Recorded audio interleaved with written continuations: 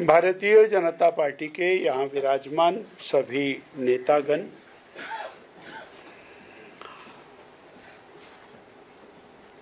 वर्तमान कांग्रेस की सरकार एक बहुत बड़ा वायदा करके, घोषणा करके सत्ता में आई थी और वो घोषणा बहुत जोरदार तरीके से की गई थी। उस घोषणा को पूरे हिमाचल प्रदेश के गांव-गांव की दीवारों पर छापा गया था और ऑयल पेंट के साथ प्रदेश की हजारों दीवारों के ऊपर वो गारंटी लिखी गई थी और आज भी वो गारंटी प्रदेश की दीवारों के ऊपर लिखी हुई है और सॉफ्ट कॉपी आप सब लोगों के मोबाइल में है। वो है, कांग्रेस की सरकार सत्ता में आएगी, 1 लाख सरकारी नौकरी पहले दिन दी जाएगी। और उसको कहते समय उसके सपोर्ट में कहा गया, बहन प्रियंका जी ने कहा 67,000 पद खाली हैं, 63,000 सृजित किए जाएंगे, 1 लाख नौकरी, 5 लाख रोजगार वो पहली कैबिनेट में दिए जाएंगे। और उसके बाद फिर सभी नेताओं ने अपने अपने अंदाज में उसको कहा, 1 लाख नौकरी मिलेगी, पक्की मिलेगी, ठोक बजा के मिलेगी, पेंशन वाली मिलेगी, आउटसोर्स नहीं मिलेगी। अब 3 साल होने को आए हैं।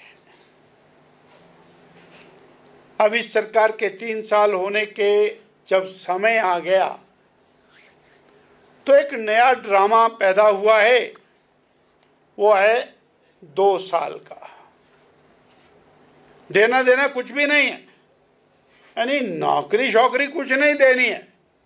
एक नया ड्रामा है कि 2 साल के लिए व्यक्ति को और अप्रेंटिस रखा जाएगा, ट्रेनी रखा जाएगा। और उसमें क्या मिलेगा क्या नहीं मिलेगा, उसके बाद क्या होगा क्या नहीं होगा, अधिकारी कुछ लिखते हैं, मुख्यमंत्री जी कुछ कहते हैं, कोई कुछ और कहता है। वो ड्रामा आने के बाद पिछले कल की कैबिनेट में हिमाचल प्रदेश के बेरोजगारों को एक और काम हमारी सरकार ने, कांग्रेस की सरकार ने, सुखविंदर सिंह सुक्खू जी की सरकार ने दे दिया है कि बाजार में जाओ, लॉटरी खरीदो, उस लॉटरी से आपको पैसा मिलेगा। और वो सरकारी लॉटरी है और वो लॉटरी बहुत दमदार है क्योंकि वो सुक्खू सरकार की लॉटरी है, वो लगेगी। लॉटरी खरीदो, लॉटरी बेचो, बसों में जाओ और आ जाओ, ले लो लॉटरी, ले लो लॉटरी, ले लो लॉटरी, लॉटरी बेचो और लॉटरी खरीदो। ये है कांग्रेस सरकार की, सुखविंदर सरकार की और इनकी कैबिनेट के सारे मंत्रियों को एलिगेट कर रहा हूं मैं, नॉट ओनली सुखविंदर सिंह सुक्खू, क्योंकि फैसला कैबिनेट ने किया है और सारे मंत्री उस कैबिनेट के अंदर बैठ करके इन बेरोजगारों के साथ ये भद्दा मजाक इन्होंने किया है। आओ सुक्खू भाई की लॉटरी खरीदो, सुक्खू भाई की लॉटरी बेचो। बहुत शर्मनाक है, बहुत निंदनीय है। और जहां माननीय मुख्यमंत्री जी इस प्रकार की प्रदेश को डिरेल करने के फैसले के लिए जिम्मेवार हैं, इनकी पूरी की पूरी कैबिनेट वो पूरी तरह से जिम्मेवार है। आया कि सवाल खड़ा होता है सन 2000 में लॉटरी क्यों बंद हुई? उससे पहले चलती थी। अल्टीमेटली प्रदेश की जनता ने कोई आवाज उठाई होगी। वो बंद होने के बाद 2004 में शुरू हुई और 2007 में फिर बंद हुई। उसके कोई साइड इफेक्ट जनता ने देखे होंगे। और 7 के बाद अब 2025 में शुरू हो रही है। दुनिया आगे को जा रही है, हिमाचल लॉटरी पर जा रहा है। जरा एक बार कल्पना करके देखें, मनुष्य जिसको अपनी मेहनत के साथ आगे बढ़ना है, उसको मेहनत से हटा करके और लॉटरी के रूप में एक ऐसा और भाग्य विधाता का चैनल खोल करके दे रहे हैं, ताकि हिमाचल का बेरोजगार पेपरों की तैयारी ना करे, हिमाचल का बेरोजगार और सरकारी नौकरी, प्राइवेट रोजगार या फिर और कुछ ना करे। ये बहुत निंदनीय है। केवल अपने 20, 30, 50 करोड़ रुपया कमाने के लिए हिमाचल प्रदेश के लोगों के जीवन को दांव के ऊपर लगाने का काम वो और ये वर्तमान सरकार ने किया है। भारतीय जनता पार्टी बहुत ही कड़े शब्दों में इसकी निंदा करती है। माननीय भारद्वाज जी, आप आइए। मुझे धन्यवाद देना है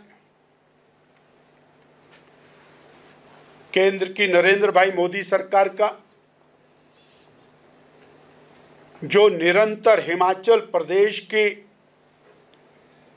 और आपदा में जनता के साथ खड़े हैं। जहां हमारे राष्ट्रीय अध्यक्ष और केंद्रीय स्वास्थ्य परिवार कल्याण उर्वरक रसायन मंत्री आपदा प्रभावित क्षेत्र को व्यक्तिगत रूप से देखकर वहां के मृतक जनों के परिवारों से मिलकर संवेदनाएं व्यक्त करके गए, वहीं माननीय नड्डा जी ने और हम सब लोगों को लेकर माननीय होम मिनिस्टर साहब, माननीय फाइनेंस मिनिस्टर साहब, पीडब्ल्यूडी मिनिस्टर और माननीय प्रधानमंत्री जी को विकट स्थितियों के बारे में अवगत कराया। और उसका परिणाम ये हुआ कि 2388 करोड़ रुपया disaster recovery and resilience strength project के रूप में वर्ल्ड बैंक से स्वीकृत हुआ, जिसमें केवल 150 करोड़ रुपया प्रदेश सरकार को खर्च करना है और शेष 2150 करोड़ केंद्र सरकार की गारंटी के ऊपर वर्ल्ड बैंक से प्रदेश को मिलने वाला है। अगर आप ये वीडियो YouTube पर देख रहे हैं तो हमारे चैनल को सब्सक्राइब कर बेल आइकन दबाएं और Facebook पर देख रहे हैं तो हमारे पेज को लाइक करें।